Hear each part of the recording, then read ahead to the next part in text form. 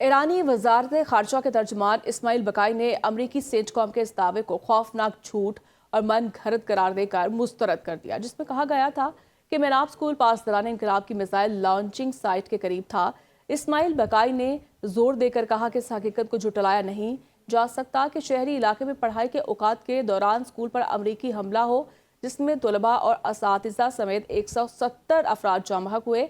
उन्होंने मुतालबा किया कि इस हौलनाक हमले के जिम्मेदारों को आलमी कानून के तहत इंसाफ के कटहरे में लाया जाए। अक़वाम मुत्तहिदा के सेक्रेटरी जनरल एंटोनियो गुतरेस और अमरीकी वज़ीर ख़ारजा मार्को रूबियो के दरमियान आबने हुर्मज़ की सूरत हाल पर अहम राब्ता हुआ है। अमरीकी महकमा ख़ारजा के तर्जुमान टॉमी ने के मुताबिक दोनों रहनुमाओं ने आबने हुर्मज़ में ईरान की जानिब से बारूदी सुरंगें बिछाने और बहरी जहाज़ों पर टोल टैक्स आयद करने की कोशिशों को रोकने के लिए जारी अमरीकी इक़दाम पर तबादला ख्याल किया। गुफ्तगू के दौरान सलामती काउंसिल में इस मामले पर पेश की जाने वाली करारदाद पर भी तफसीली बातचीत की गई, जबकि मार्को रूबियो ने जोर दिया कि अक़वाम मुत्तहिदा के रुकन ममालिक की बड़ी तादाद इन अमरीकी इक़दाम की भरपूर हिमायत कर रही है। ईरान का अजीम और बाअसर ताकत के तौर पर उभरना बराह रास्त आबादी में इजाफे से जुड़ा है।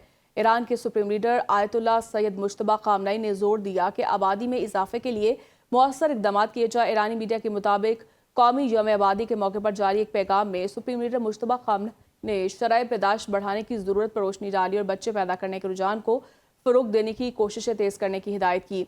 ईरानी सुप्रीम लीडर ने आबादी के शोबे में काम करने वाले कारकुनों के इस खत का जवाब दिया, जिसमें उनके वालिद आयतुल्लाह ख़ामनई की शहादत पर ताज़ियत और मोहब्बत का इजहार किया गया था। मुज्तबा ख़ामनई ने आबादी के शोबे में काम करने वाले अवामी कारकुनों की तारीफ़ की और उन्हें अपनी कोशिशें जारी रखने की तरगीब दी।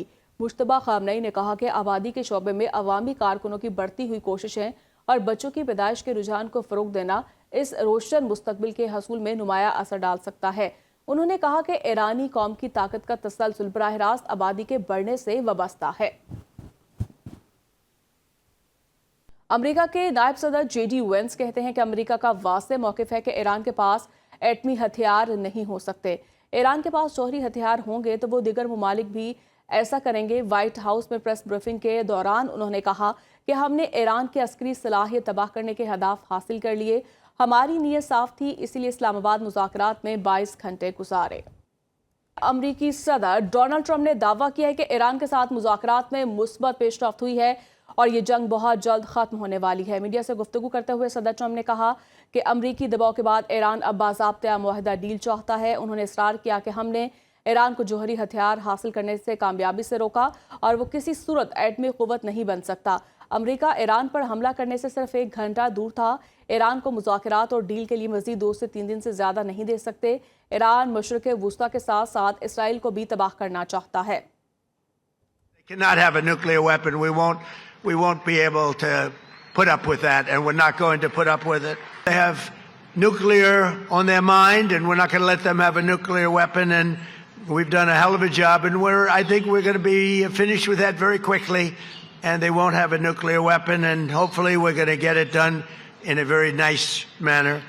अमरीकी सेंटकॉम के सरबराह एडमिरल ब्रेड कूपर ने ईरान के शहर मेनाब में स्कूल पर मिसाइल हमले की बराह रास्त जिम्मेदारी लेने से गुरेज करते हुए कहा कि तबाह होने वाला स्कूल पासदारान इनकलाब की फाल क्रूज मिसाइल 20 के अंदर वाक़या था, जिसके बायस वाक़े की तहकीकात इंतहाई पेचीदा हो गई है।